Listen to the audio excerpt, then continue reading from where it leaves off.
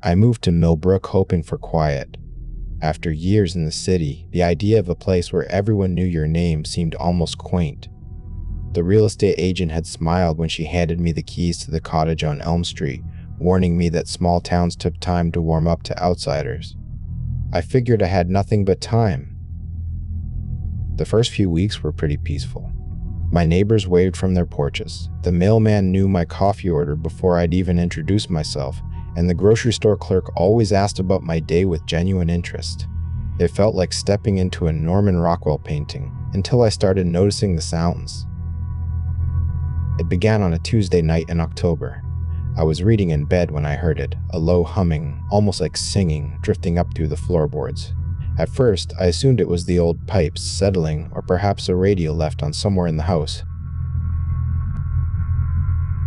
But as I lay there listening, the sound grew more distinct, multiple voices harmonizing in a way that made my skin crawl. I pressed my ear to the hardwood floor. The vibrations traveled through the wood, tickling my cheek. The melody was unlike anything I'd heard before, ancient sounding, with vowel sounds that seemed to stretch and twist in ways that hurt to follow. When I finally pulled away, my ear was red and throbbing. The next morning, I mentioned it to Mrs. Chen, my next-door neighbor, while we both collected our mail. Her face went carefully blank. "Old houses make all sorts of noises," she said, not meeting my eyes. "You'll get used to it." But I didn't get used to it. Every few nights, the humming would start again, always around midnight, always lasting exactly 27 minutes. I'd counted. Sometimes I could hear footsteps too, the soft shuffle of bare feet on stone, though my basement floor was concrete. I decided to investigate. Armed with a flashlight and what I told myself was healthy curiosity, I descended into my basement on a Thursday night when the sounds had started early. The concrete walls were damp with condensation, and my breath misted in the chill air.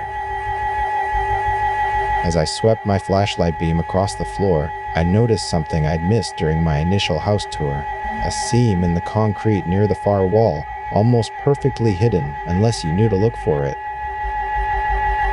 Running my fingers along the crack, I felt it give slightly under pressure. The section was loose, held in place by something that crumbled when I pushed harder. Ancient mortar, maybe, or clay. With enough pressure, a section of the floor tilted inward, revealing a darkness that seemed to swallow my flashlight beam. The smell hit me first: earth and moisture and something else, something organic that made my stomach turn. The humming was louder now, echoing up from below with a resonance that I felt in my chest. I could make out steps carved into rock, descending into what looked like a natural cave system.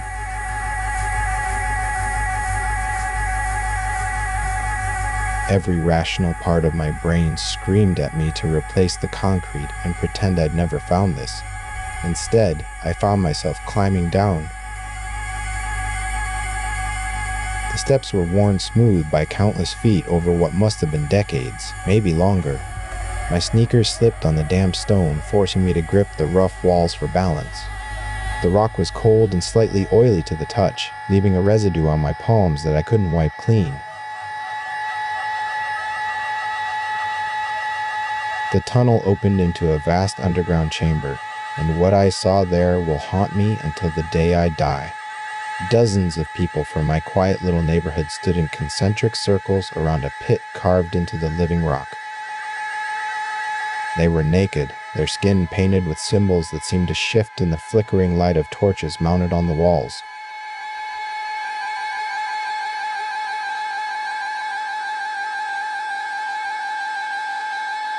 In the center, Mrs. Chen, sweet Mrs. Chen, who baked me welcome cookies, held a struggling figure above the pit. It was the mailman, Jerry, though he was barely recognizable. His eyes had been sewn shut with thick black thread, and his mouth hung open in a silent scream.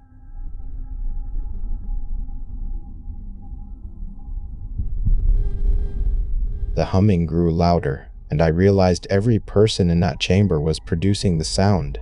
their voices creating harmonies that vibrated through my bones. Chen released her grip.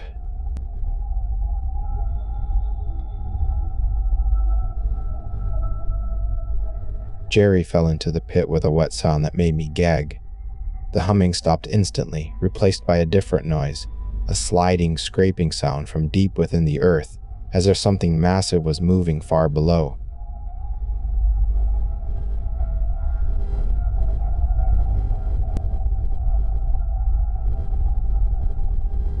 That's when I noticed the other pits scattered throughout the chamber.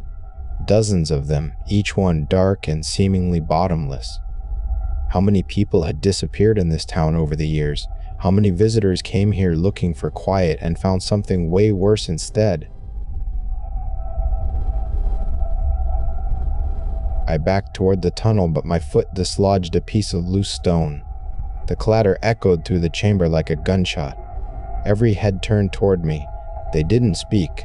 They didn't need to. I saw recognition in their eyes, and something that might have been hunger. All at once, they began moving toward me, their painted bodies glistening with moisture from the cave walls. I ran. My flashlight beam bounced wildly as I stumbled up the carved steps, the smooth surface slippery when I was panicking. Behind me, I could hear the soft slap of bare feet on stone, dozens of them, moving like people who knew these tunnels really well. I burst through the concealed entrance and slammed the concrete section back into place, but I knew it wouldn't hold them for long. Racing upstairs, I grabbed my car keys and whatever cash I had on hand. Within minutes, I was speeding down the empty main street of Millbrook, my hands shaking on the steering wheel. In my rearview mirror, I saw lights starting to turn on in houses throughout the town. Front doors opening, people emerging to stand on their porches, watching me leave with the same patient expression I'd mistaken for small-town friendliness. I drove until dawn, putting hundreds of miles between myself and that place. I never went back. I never called the police. Who would believe such a story? And besides, I had the sinking feeling that Millbrook's influence might extend further than I imagined. Now I live in the city again, surrounded by the anonymous crowds I once sought to escape. I should feel safe here, lost among millions of people who don't know my name or care about my business. But sometimes, late at night when the traffic dies down, I hear it again, that low, ancient humming drifting up through the floor of my apartment.